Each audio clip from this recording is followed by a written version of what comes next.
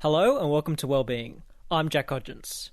Today we'll be discussing the psychological effects of climate change. We are joined by Dr Sally Gillespie, who has a background in Jungian psychotherapy and is also a member of Psychology for a Safe Climate. We've published book chapters and papers. Dr Gillespie's research delves into the psychological impact climate change has on us. Hello Sally, and welcome to the program. Hello Jack, good to be here. Climate change is going to affect all aspects of life. One of these aspects that we don't hear much about is the psychological effect it will have on us. So Sally, what impact psychologically is climate change going to have on us, and what kind of emotions are we going to be dealing with? Well, rather than put that question in the future, I would very much put it in the present, and for many people for some time, because both the awareness of the climate crisis as well as the experience of it has been with us for some time, and clearly from what we've been seeing of events in the last few years, it's ramping up, and this is what the IPCC report is telling us this week. So the effects are very much here, and it depends what the context is for each person. For those who are having a very clear lived experience, for those living on coastlines and Pacific islands or other islands, for those who've been in the wake of intense firestorms and drought and all the rest of it, there's clearly a lot of trauma associated with this because the losses are huge and because the intensity of some of these events are so overwhelming. Now, for many of us, we may not yet have experience being on the front line in that way, though I think in Australia that's a decreasing amount of people. When you think of the firestorms of 2019, 2020, I think most Australians were in some way affected. But for those of us who are not feeling the actual physical climatic effects on a daily level, nevertheless, the awareness of the climate crisis is widespread. Now, for some people, the emotional responses to that, they are aware of consciously, feelings of anxiety, grief, guilt. There's, a whole range of what we call climate distress, and it's not compartmentalised off. We can move from one of those emotions to another quite readily. For other people, I think there's an awareness that the emotions is held a little bit more suppression, or what can be called in the psychological terms a disavowal, if not outright denial, where we kind of know but we don't want to know, and we might rationalise the problem away, saying, oh, well, look, something will work out, or perhaps it's not as bad as it's, some people fear it's going to be. So there's ways we have of managing that. But I think what we see in young people is very clear, that there is considerable anxiety and depression. They've grown up with this from the word go, and they're very aware this will dominate the course of their lives and shape the course of their lives.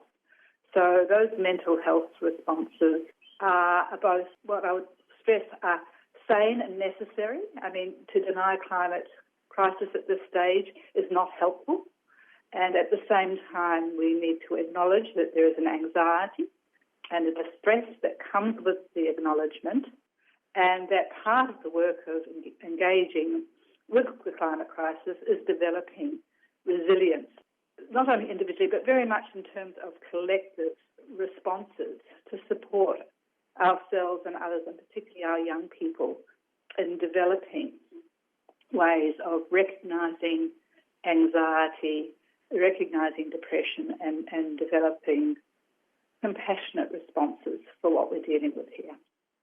To your mind, what are some solutions to getting that collective to acknowledge these problems and to really come together because, that's kind of what we need to do. We need a collective. It's in the collective.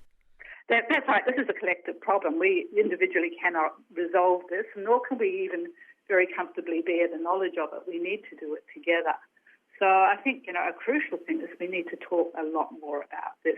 There's unfortunately been, for a variety of reasons, a bit of a suppression of conversations around climate crisis, what it is, what our feelings are in response, what's the meaning of it, what are the creative means we have to address and engage with their problems. So the first thing we need to do is to feel we can get together and talk with others in a safe way and a respectful way, where we really listen to what it means for one another, and to kind of, move out of a kind of cultural pressure, I think, which tends to put us into somewhat of our own bubbles, and to really listen to one another. And I think, in Australia, one of those big listenings used to occur between urban and rural areas, because it's impacting us all in different ways. But we need to know more. Those of us in the city need to know a lot more about the way our food is produced and how our land is doing, and what's needed to do repair work and resilience building in the land. And those out in the land need to know what kind of support there is from the cities, and what the concerns are there, because in the end we all come down to pretty basic human concerns about care for our loved ones, care for our country, and understanding where we've gone wrong and what we can do to work towards the repair. Overall, how well is the mental health workforce prepared for climate distress? Look, it's not part of regular trainings. There is a real push going on now to make it much more addressed as part of training and professional development.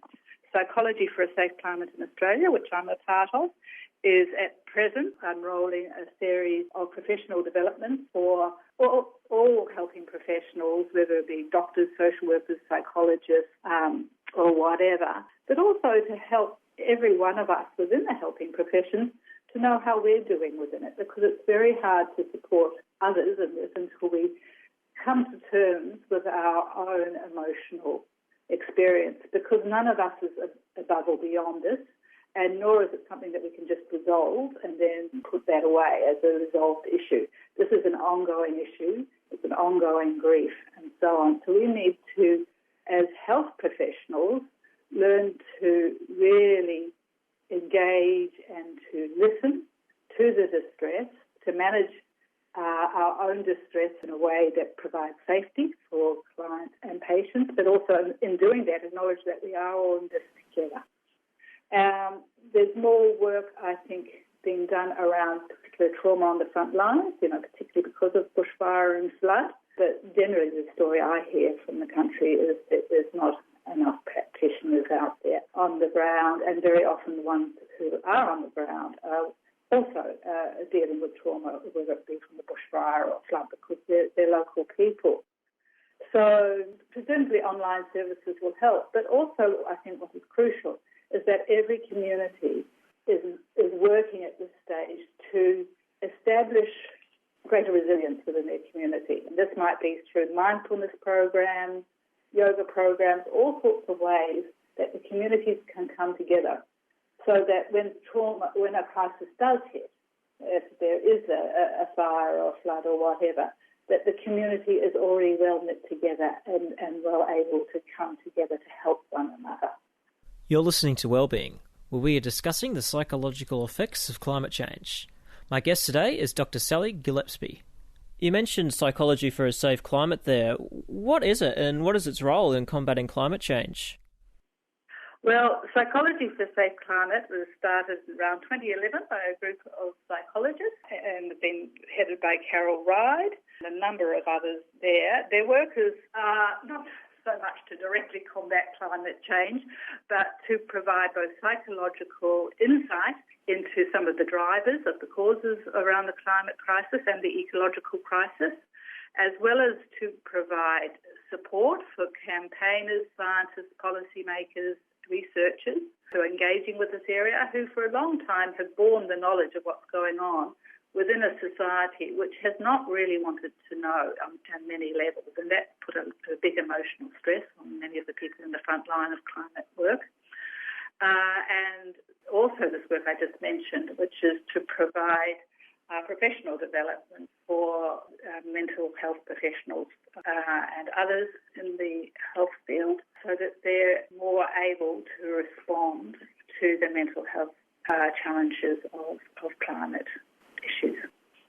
Let's talk about your story as well for a moment. When did you first start getting into this line of work, and why? Okay, well, look, I've always been very environmentally aware, I guess, and involved in things like bush regeneration and stuff like that. And so as the climate crisis deepened, I was really kind of watching that whole situation, say 15 years ago, and aware that there was a lot of psychological things going on in the background which were getting in the way of people fully realising the level of crisis and what we needed to do. So that interested me. I was working as a psychotherapist, and I was a Jungian, and I was the president of the Jung Society, so I put on some panels and we published a book around it. And eventually I realised I needed to do more work, and I went into a PhD looking at the whole psychological experience of engaging with climate, because I felt we were asking a lot of questions about what drove denial, but I wanted to see, well, what happens for people when they really engage with this? Is it just more stress and more anxiety, or is there a possibility of a kind of a maturing journey that might happen? And that's just what my research did reveal, that as long as we are able to really find support with one another and talk about what's happening and reflect on the meanings and the purposes and the changes that climate crisis and ecological crisis ask of us, then we actually do mature, we develop resilience, we become more creative in our responses, and we find more meaning and purpose in our lives. I like the word you used there, resilience. Do you think we should, before we conquer climate change, do we first need to conquer our mindsets towards it? Yes, so I don't know if I'd use the word conquer. Explore is a good word. It's a rich exploration. Certainly that was part of my research. I had a group of volunteers and we met for a year and we really explored the meanings and the feelings that climate crisis kind of provoked in us as we became more aware of it. So I think as our view of our world changes, and climate crisis does ask us to change our view of the world, especially for those who have been very influenced, as most of us have, by the dominant culture, which kind of has this myth or this story that we are somehow separate to the natural and living world. So as we become more informed, I think both through the science of climate, but also we need to be deeply informed by the Indigenous people of Australia, who can give us a very different sense of the place of humans within our natural world, how embedded we are, and how much purpose we can find in seeing, caring for the world that creates us. As a means of life. So I think, yes, we do need to very much think about our worldviews and our stories about what our life is and our world is and the way that we participate in that. And the climate and ecological crisis is a big stimulus, has been, an absolute need to really look at what we feel we're here for and what we can do in our lives. And when we can get our heads around that, perhaps we'll see climate crisis less as this terrible disaster intruding itself upon us and more as a call for transformation of ourselves and our societies. In other words, should we look at climate change as an opportunity to shape a new world for ourselves? Absolutely, absolutely.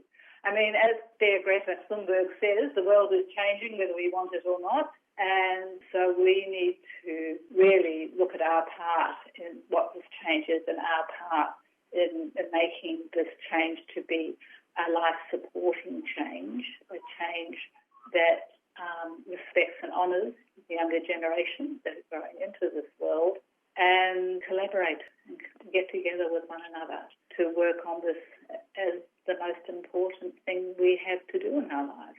As humans, how well are we actually at dealing with change and accepting change? A big question. I think, the 7 billion of us, there's probably 7 billion responses. I think, the human species, as pretty well all species are, we are successful, or we have had the success we've had because we've been able to be flexible and adaptable and change and evolve. So there's a deep capacity within our species, and I think there's a much deeper capacity in most of us than many of us realise. And I think it's been one of those kind of things we've been sold a bit by a dominant capitalist consumerist culture, this idea that we should have this perfect life all set up in a certain way, and that there is not going to be change or loss or challenge or any of those things. And clearly we know that's not right, that somehow part of building up resilience is accepting that and actually working with it and being inspired by the circumstances and the way others respond to build our own capacity for response and change. And I think that a lot of people, because of that, the change that we all know that needs to happen, at least in the Western world, that kind of capitalist kind of world, it has been met with diverse reactions. On one side of the spectrum, you have school kids marching in support for climate action, but on the other hand, you've got people claiming it's all a hoax created by China. What in psychological literature can explain these diverse reactions by people towards climate change? Well, I would, first of all, I think before I go into any psychological reasons, I have to look at, that we can't just look at things from psychological, we have to also look at things on a social and political level, as well as an ecological level. And, I think there's a lot of responsibility that needs to be taken up by the media in terms of what is put out there, because there has been this idea that climate change or the climate crisis is something that's somehow up to debate. And yet, if we go to the science, we know that there is pretty much complete unanimity now. Over 99% of climate scientists are completely clear that the climate crisis is happening as a result of human activity. So we need to look at what feeds denial in people. And certainly at a psychological level, a lot of denial is fed by fear. And we try and protect ourselves by keeping fear at bay. And denial is one of those mechanisms, defense mechanisms, to stop ourselves being overwhelmed by fear. But it's not, in this case, a useful one or a helpful one. I think there's the fear of the climate crisis itself. There's the fear of the deep change that's after us.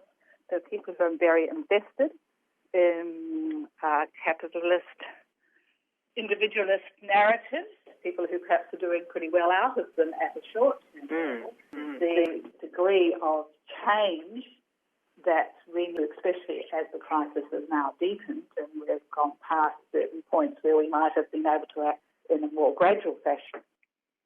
Young people do get the science. This is part of the education curriculum. They don't have that same investment in protecting short-term interests. It's very clear to them that in the interest of their lives that climate issues need to be addressed very rapidly and deeply, and that radical change is perhaps not so frightening for young people as it is for people who are more invested in the way things have been.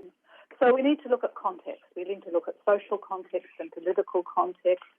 For Indigenous people in Australia, the climate crisis has effectively been happening ever since those first ships arrived from Britain. And what happened is the ecologies that Indigenous people had looked after for millennia got ripped apart very rapidly by ways of using the land by the white colonists. So it depends what your experience is, what your cultural experience is. All those things affect how threatened we may feel by climate crisis, as well as your understanding of climate science. You're listening to Wellbeing, where we are discussing the psychological effects of climate change. My guest today is Dr Sally Gillespie. I like how you highlighted that it's not just in a psychological sense, but we have to look at all these other contexts too, and not just in terms of politics or, capitalism. We have to look at the actual people too and how they interact with those different things too. And I think that's a really good point. And I think we have a great opportunity here to really get to know all these different kinds of people and move forward together to create that better world. Oh, I so agree. Absolutely. And, and this is why all of us, I think, need to see whatever resources and expertise or awareness we bring to the table, that it's just a small part of it. We need the whole picture, and that means we need to really listen to everyone and everyone's experiences, cultural backgrounds, and so on. So psychology can bring a bit of the piece in, but we also have to remember psychology is a Western largely a Western discipline and been fairly individually focused in many ways, so that psychology itself needs to change quite a good deal in response to understanding where we are at climate crisis. And that's part of our work as Psychology for Safe Climate, is to do a bit of rethinking around psychology itself as a discipline. Do you think that perhaps these different professions, do you think that perhaps they need to become more aware of each other, and so they can make those links? Because that's I would think that would be one of the larger steps to take, because you need to kind of bring them all together. Yes, I so agree. And this multidisciplinary approach, a huge part of the climate and ecological crisis is that we have not been operating from systemic consciousness. We have been doing things in a very categorised, silo-like way in terms of constructing knowledges, and yet this is not our world. And so part of what climate and ecological crisis is driving, I think, is more systemic approaches, which means that we have to invite everyone to the table and need to listen to one another as much as to share what it is that we might have. So yeah, I totally agree with you. It is very much about bringing all these different ways of approaching things, and to be working very much across that what can be a divide, or has been a divide between academic and practice on the ground. And I think I see a lot more initiatives now of bringing together research academics into collaborative projects with all kinds of really exciting, innovative initiatives that are happening around the country and around the world, including working with First Nations and the traditional ecological knowledge. We're probably living in the greatest time to be able to learn things, and because of that, we have a greater ability now to really pull those things together and to understand them as a whole. Well, that's certainly that's what we've been invited to do, and so I think it's a really helpful kind of narrative for us to hold and to share and to support one another with, which helps take us away from a sense that change is disaster, it's the end of the world, and into change here is necessary, and we can create a more life-supporting and respectful way of being in our world. And that no one person can come up with this. It's going to be a collaborative venture. No one culture can come up with it. What would be the take-home from this interview you'd want people to remember the most? Oh, Jack, you've got me talking on so many ways.